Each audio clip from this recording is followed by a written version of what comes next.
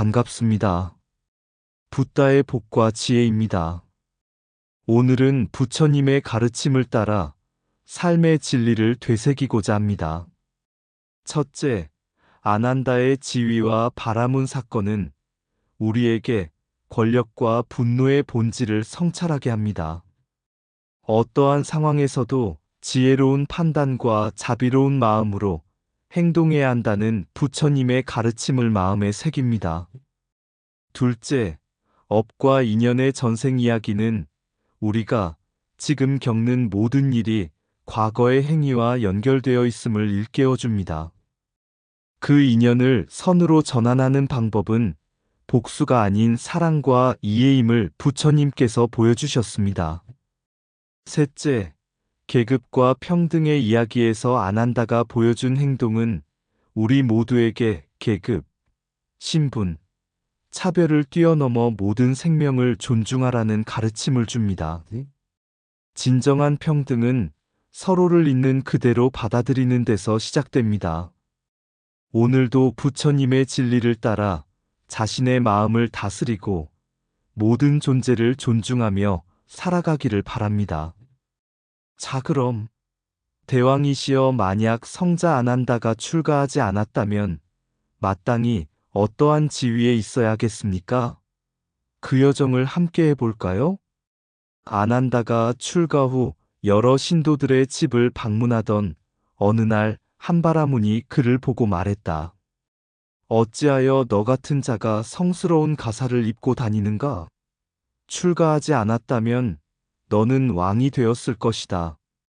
아난다는 미소 지으며 대답했다. 출가하지 않았다면 저는 전륜성왕이 되었을 운명이었지만 세속의 왕보다도 모든 존재를 위해 법을 전하는 수행자의 길을 택했습니다.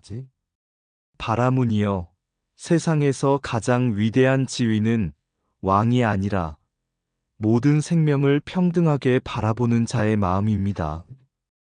그 바라문은 잠시 침묵하더니 부끄러움을 느끼며 물러갔다. 한 수행자가 부처님께 물었다. 세존이시여, 왜 어떤 사람은 평온한 삶을 살고 또 어떤 사람은 고난에 빠져 있습니까? 부처님께서 대답하셨다. 과거에 뿌린 씨앗이 다르면 열매도 다르게 맺는 법이다. 하지만 중요한 것은 지금 네가 어떤 씨앗을 심느냐이다. 원망과 분노로 씨앗을 심으면 고통이 따르고 사랑과 자비로 씨앗을 심으면 평화가 따르느니라. 그 말을 들은 수행자는 깊이 깨달음을 얻고 자신의 행동을 돌아보기 시작했다. 아난다가 한 마을을 지나던 중 물을 깃고 있는 한 여인을 보았다. 그녀는 아난다를 보고 급히 고개를 숙였다. 저는 천민마등가입니다. 높은 바라문이나 수행자를 바라보는 것은 허락되지 않습니다. 아난다는 부드럽게 말했다. 나를 바라보아도 괜찮습니다. 나는 그저 물 한 바가지를 얻고자 하는 수행자일 뿐이요. 또한 모든 존재는 본래 하나의 법 아래 평등합니다. 마등가는 놀라며 물을 떠주었고 그 순간 아난다의 말에서 평등과 자비의 진리를 깨닫기 시작했다. 이후 그녀는 부처님의 제자가 되어 수행의 길을 걸었고 많은 이들에게 평등과 자비의 가르침을 전하게 되었다. 아난다가 출가하지 않았다면 전륜성왕이 될 운명을 지닌 존재라는 소문은 멀리까지 퍼져 있었다. 그의 기품과 자비로운 태도는 많은 이들의 존경을 받았지만 한편으로는 질투와 오해를 부르기도 했다. 어느 날 한바라문이 아난다를 보고 분노를 참지 못하고 그를 공격했다. 너 같은 자가 왕이 될 운명을 버리고 왜 수행자의 길을 택했는가? 네가 따르는 부처와 그의 법이 과연 진리라 할 수 있는가? 그는 주먹으로 아난다의 머리를 때렸다. 아난다는 평온한 얼굴로 바라문에게 말했다. 벗이여, 당신의 고통을 나는 이해합니다. 하지만 분노는 고통을 줄이는 대신 더 큰 고통을 낳을 뿐입니다. 부처님께서는 우리에게 자신과 남을 해치지 않는 길, 자비와 용서의 길을 가르치셨습니다. 그 자리에 있던 사람들은 분노하며 바라문을 왕에게 끌고 갔다. 왕은 이 사건을 듣고 크게 노하며 말했다. 그대가 내 백성을 공격했으니, 특히 존귀한 수행자를 해쳤으니 그 손을 잘라야 마땅하다. 바라문의 부모와 친척들이 울며 왕 앞에 나아가 간청했다. 대왕이시여, 우리의 아들이 잘못했음을 압니다. 그러나 오른손을 잃으면 그는 생계를 유지할 수 없습니다. 대신 왼손을 베어주시면 그 은혜를 잊지 않겠습니다. 왕은 이를 받아들여 왼손을 베게 하였다. 이후 바라문은 회복되었지만 오른손으로 기도하며 부처님의 가르침을 되새기기 시작했다. 그러나 이 소식을 들은 우파란타가 왕에게 말했다. 대왕이시여, 법을 집행한다면 온전히 하셔야 합니다. 바라문은 지금도 오른손으로 살아가며 그의 잘못에 대해 진정으로 반성하지 않고 있습니다.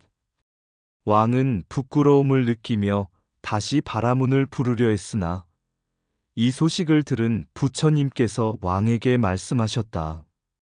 대왕이여, 법은 단순히 벌로써 이루어지지 않습니다. 진정한 법은 마음을 변화시키는 것이니 자비와 용서야말로 법의 근본입니다. 바라문의 손을 자르는 대신 그가 잘못을 깨닫고 다시는 그러한 행위를 하지 않도록 가르치는 것이 진정한 처벌이자 자비로운 행위일 것입니다. 부처님의 말씀을 들은 왕은 깊은 깨달음을 얻고 바라문을 불러 말했다. 그대는 스스로 자신의 잘못을 참회하고 다시는 그릇된 길을 가지 않겠다고 서약하라. 그것이 부처님의 법이다. 바라문은 눈물을 흘리며 고개를 숙였다. 그는 자신의 행동을 깊이 반성하며 부처님의 제자가 되었다. 이후 그는 자비와 평등의 법을 전하며 많은 이들에게 선한 영향을 끼쳤다. 부처님께서는 이 사건을 두고 말씀하셨다. 법은 마음을 변화시키는 것이다. 진정한 자비는 상대를 용서하고 올바른 길로 이끄는 데 있다. 악행을 응징하는 것보다 더 중요한 것은 악행이 다시 일어나지 않게 하는 것이다. 법은 벌이 아닌 깨달음으로 완성된다.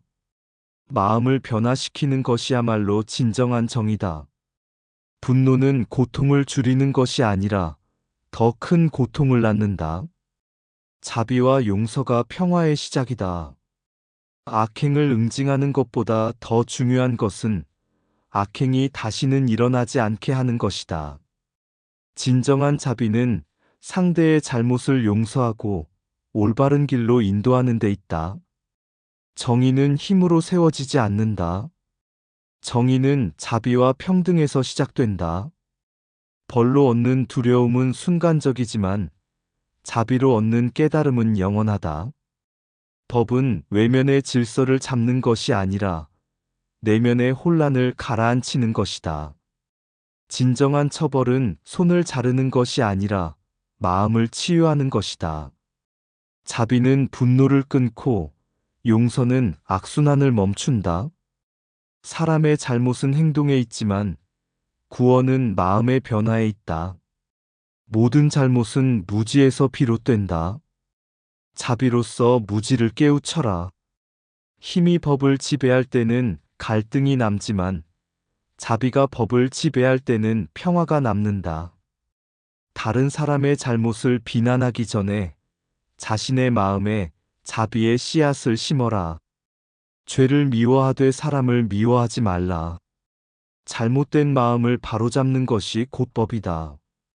참된 법은 두려움을 주는 것이 아니라 깨달음을 주어 마음의 평화를 이루는 것이다.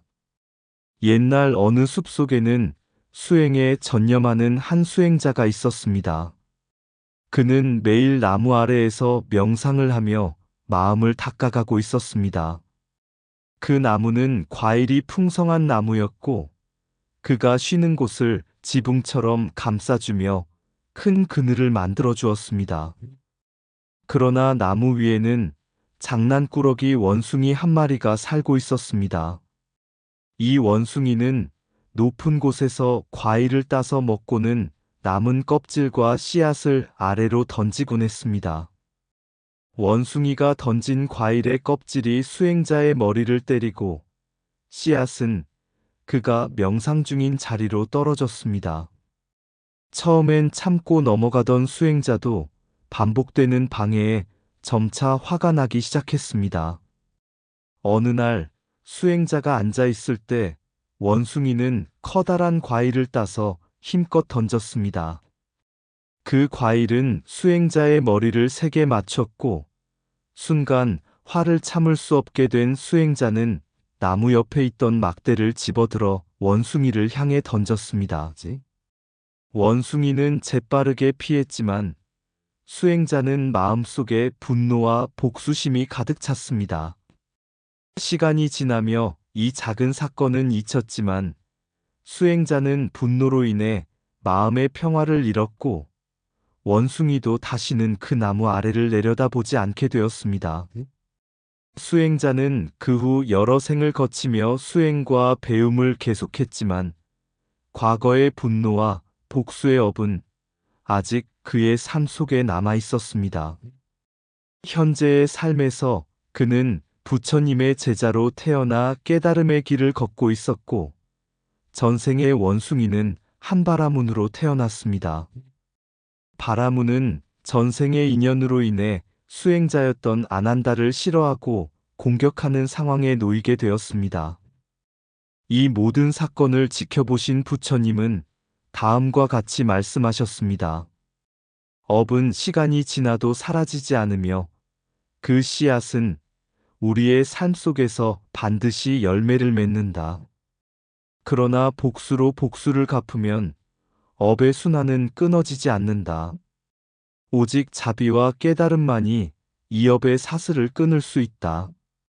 부처님은 전생 이야기를 통해 복수심을 키웠던 순간이 지금의 사건으로 이어졌음을 깨우쳐 주셨습니다.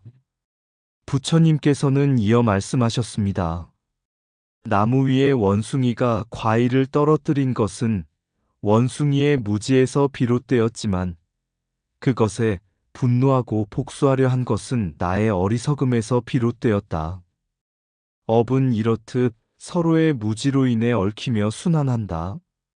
지금 이 바라문이 나를 해치려 한 것도 결국 과거의 인연과 업에서 비롯된 것이다. 복수는 고통의 사슬을 이어갈 뿐이다.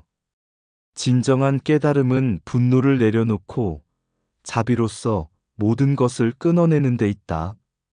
업의 고리를 끊는 길은 다른 이를 용서하고 무지를 깨우쳐주는 데 있다. 부처님의 말씀을 들은 모두는 복수 대신 자비를 택해야 할 이유를 깨닫게 되었고 바라문 또한 참회를 통해 부처님의 가르침을 따르게 되었습니다. 업의 씨앗은 반드시 열매를 맺나니 분노로 씨를 심지 말고 자비로 가꾸어라. 복수는 새로운 업을 만들 뿐 자비만이 고통의 순환을 끊는다. 현재의 고통은 과거의 행동에서 비롯되었고 미래의 평화는 오늘의 선택에서 시작된다. 무지에서 비롯된 행동은 분노를 키우지만 지혜는 용서와 자비를 싹트게 한다. 상처는 복수로 치유되지 않고 오직 자비와 이해로 아물게 된다. 업은 지울 수 없으나 자비로운 행동으로 그 흐름을 바꿀 수 있다. 남을 해치는 것은 곧 자신을 해치는 것과 같으니 자비로 모든 존재를 품어라. 과거의 실수는 용서로 정화되고 현재의 자비는 미래의 평화를 만든다. 분노는 고통의 사슬을 잇고 자비는 그 사슬을 끊는다. 원망이 원망을 낳을 뿐 자비는 원망을 사랑으로 바꾼다. 업의 고리는 분노로 단단해지고 자비로 느슨해진다. 원숭이가 과일을 던질지라도 평화로운 마음으로 모든 것을 받아들여라. 복수의 불길은 모두를 태우지만 자비의 물은 모두를 시원케 한다. 용서하지 못한 마음은 무거운 짐과 같고 용서하는 마음은 자유로운 날개와 같다.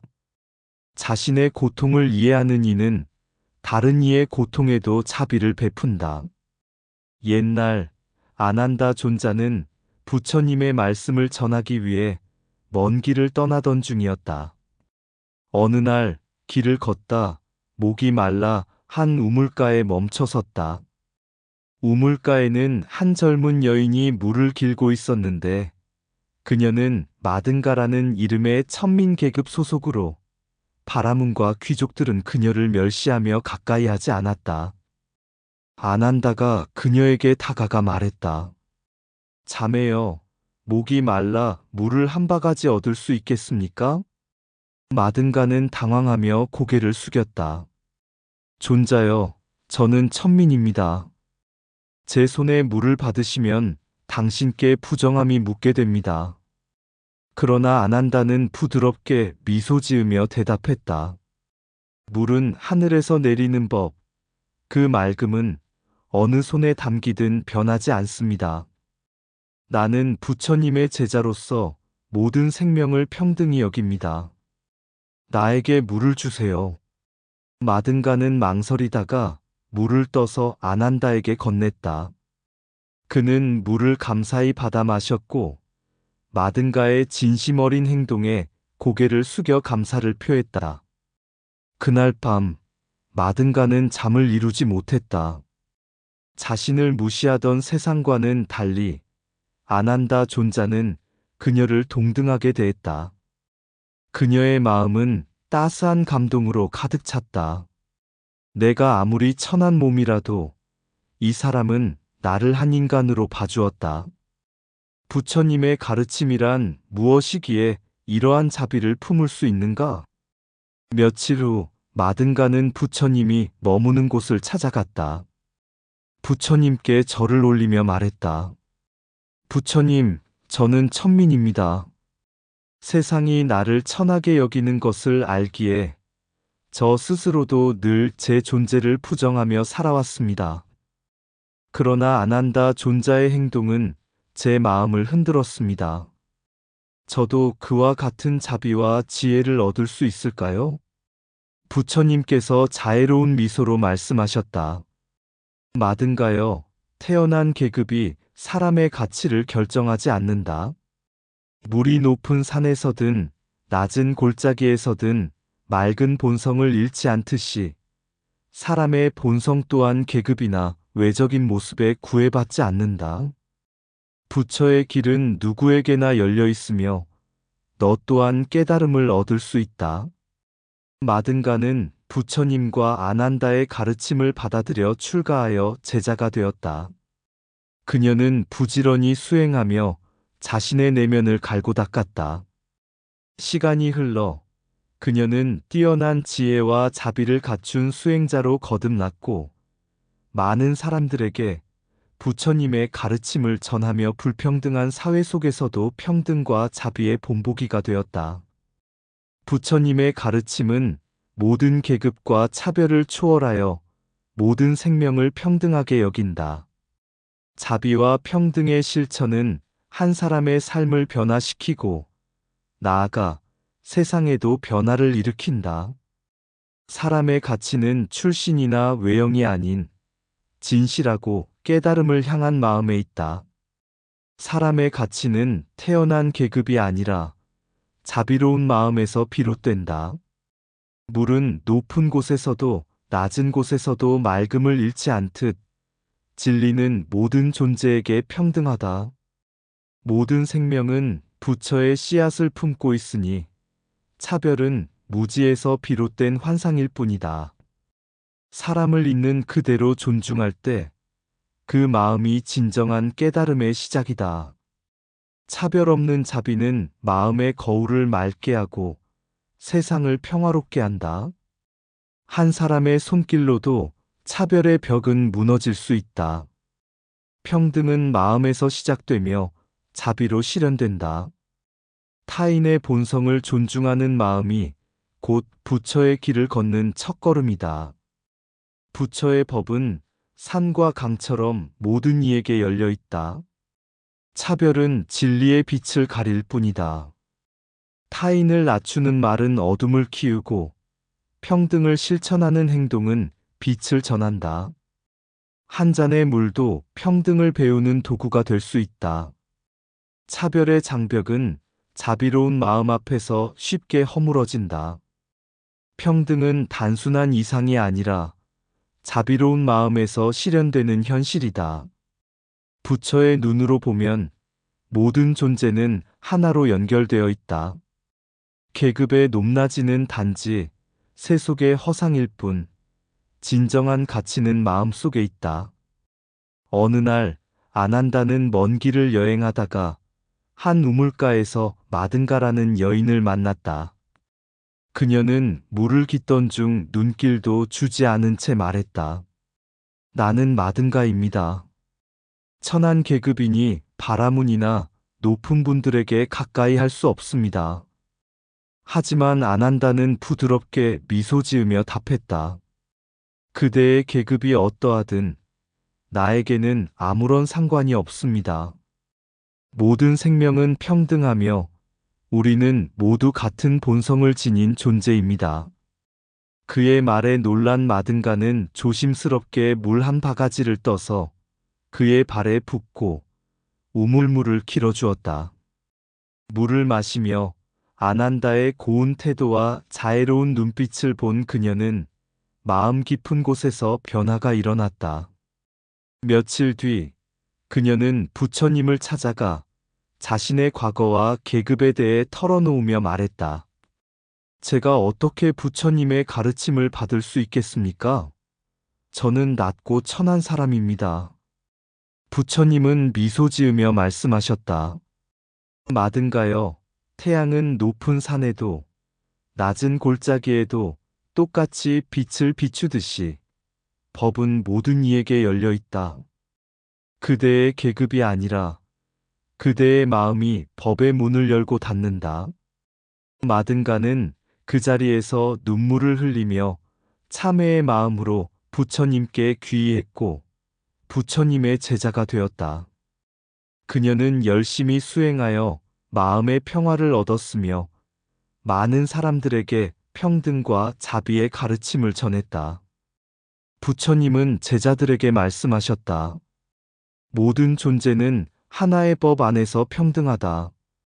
계급과 차별은 무지의 그림자일 뿐이다. 평등한 마음으로 대하는 자는 누구나 부처의 길을 걷는 이이다.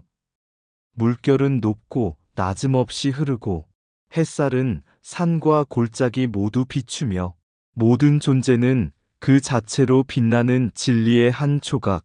계급과 차별은 마음의 그림자일 뿐. 안 한다는 말 없이 다가가 모든 생명은 하나의 법 안에 있다고 속삭였네. 천한 계급이라 여겨지던 마든가는 그 말을 들으며 마음의 벽을 허물고 자비의 물을 아난다에게 부었네. 부처의 법은 아무도 배제하지 않으니 한 사람의 작은 손길이 세상의 차별을 넘어설 수 있다. 평등은 마음에서 시작되고 자비는 그 길을 밝혀준다. 우리는 모두 같은 하늘 아래 같은 빛을 나누는 존재들. 계급의 높낮이, 세상의 구분은 허상일 뿐 진정한 가치는 마음속에 존재하니 서로를 존중하며 평등한 마음으로 세상을 살아가자. 부처님이 남긴 길을 따라 모든 존재는 평등하고 자비는 그 법을 실현하는 힘이 되어 모두에게 빛을 나누어 준다. 이상 붓다의 복과 지혜였습니다. 오늘도 복지 구족한 날 되세요. 구독과 좋아요는 붓다의 복과 지혜를 밝히는 큰 자비의 등불이 됩니다.